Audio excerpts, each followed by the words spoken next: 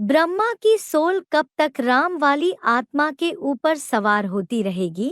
जो भी भूत प्रेत सूक्ष्म शरीर धारण करने वाली आत्माएं हैं, उनमें दो प्रकार की आत्माएं, एक तो प्रत्यक्ष रूप में बहुत दुख देने वाली है, और दूसरी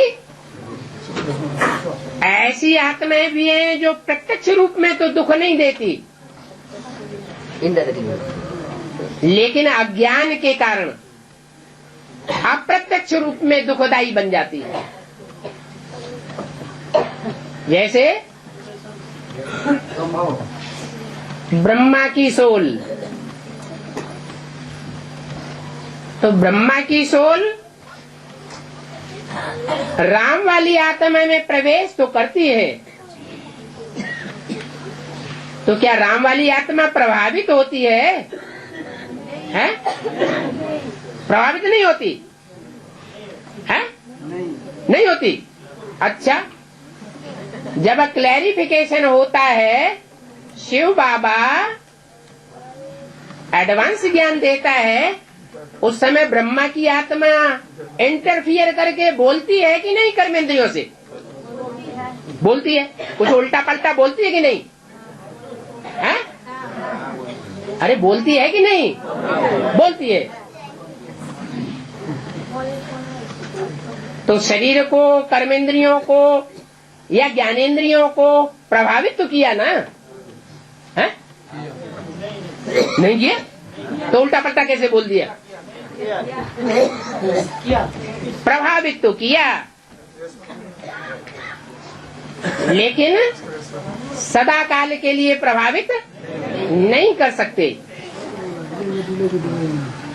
तुरंत ही भूल को सुधार लेगी, उसके प्रभाव से प्रभावित होकर के उसकी प्रजा नहीं बन सकती। जैसे युद्ध भूमि में दो योद्धा लड़ते हैं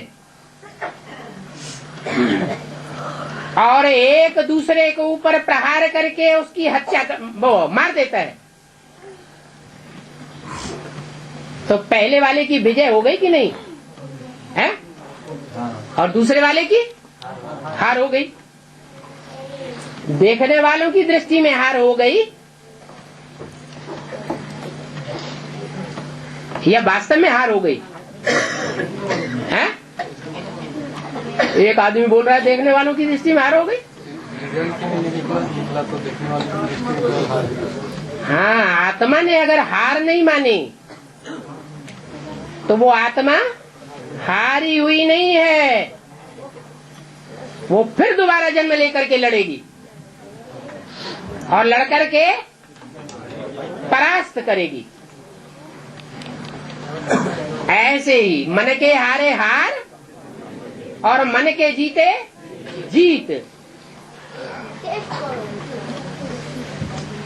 जैसे युधिष्ठिर के रूप में पार्ट बजाने वाली आत्मा ब्रह्मा की है या नहीं है? ब्रह्मा की आत्मा कैसे युधिष्ठिर के रूप में पार्ट बजाती है? सन 68-69 में शरीर तो छोड़ दिया लड़ते लड़ते आसुरी ब्राह्मण बच्चों से,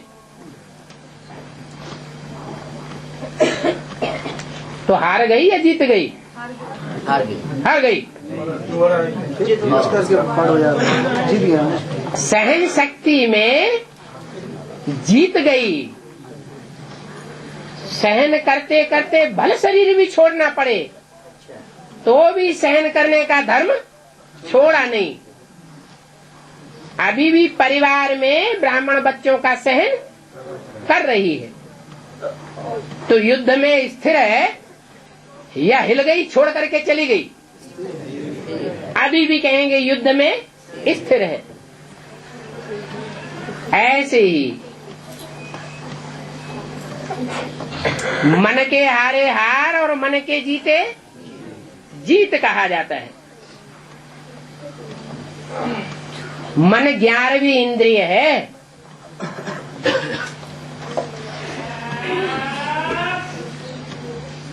कृष्ण उर्फ ब्रह्मा की सोल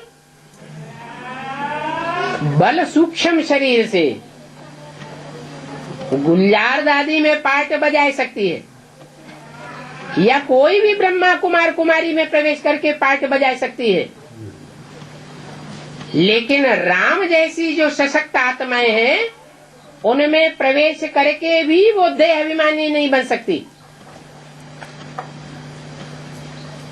और देह अभिमानी बन करके सदा काल के लिए अनिष्ट भी नहीं कर सकती। अल्पकाल का असर भी तब तक होगा जब तक रिजल्ट की वेला नहीं आई है। जब रिजल्ट की वेला आवेगी तो राम और राम जैसी जो भी सशक्त आत्माएं हैं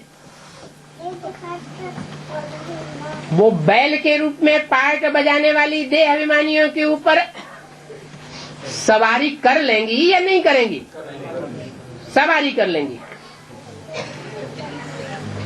अंत में हिम्मत करने वालों की विजय हो जाएगी और हिम्मत हारने वालों की हार हो जाएगी।